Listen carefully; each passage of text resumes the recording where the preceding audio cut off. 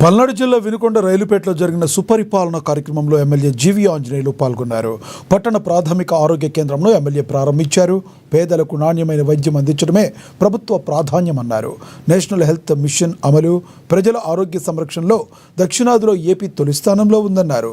ఆసుపత్రుల అభివృద్ధి, వసతుల కల్పన, ఔషధాల సరఫరాతో గణనీయమైన మార్పులు చేసిందని ఎమ్మెల్యే ఆంజనేయులు అన్నారు.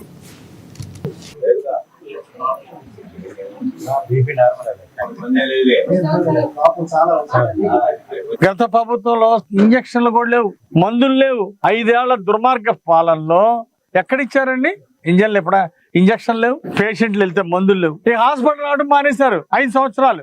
గత పాలకుల్లో ఎన్టీఆర్ పాలకులు ఆరోగ్యశ్రీ బిల్లులు ఇవ్వకపోతే డాక్టర్లు కూడా అయ్యా మేము మా హాస్పిటల్కి రావద్దు, మేము వైద్యం ఇవ్వలేము, ఆరోగ్యశ్రీ బిల్లులు పెండింగ్ ఉన్నాయని వైద్యం అందించకపోతే పేషెంట్లు హాస్పిటల్కి వెళ్ళి వెనక్కి వచ్చిన పరిస్థితులు గత 5 సంవత్సరాలు చూసాం. మరి ఇప్పుడు ఎన్టీఆర్ వైద్య సేవ ఇస్తా ఉంది ప్రజలకి.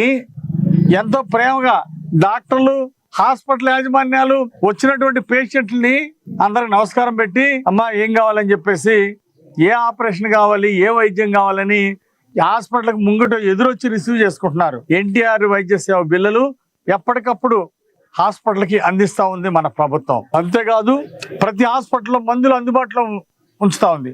హార్ట్ అటాక్ వస్తే 40,000 రూపాయల ఇంజక్షన్లు కూడా అందుబాటులో ఉంచుతా ఉంది. కుక్కలు గరిస్తే మరి ర్యాబిడ్ సంబంధించినటువంటి ఇంజక్షన్ ని ఈరోజు అన్ని సెంటర్స్ లో అందుబాటులో ఉంచుతా ఉంది. ఈ విధంగా అన్ని మందులు హాస్పిటల్లో అందుబాటులో ఉంచినటువంటి ఈరోజు ఎన్డీఏ ప్రభుత్వం, చంద్రబాబు గారి ప్రభుత్వానికి ఒకటే ఆశయం,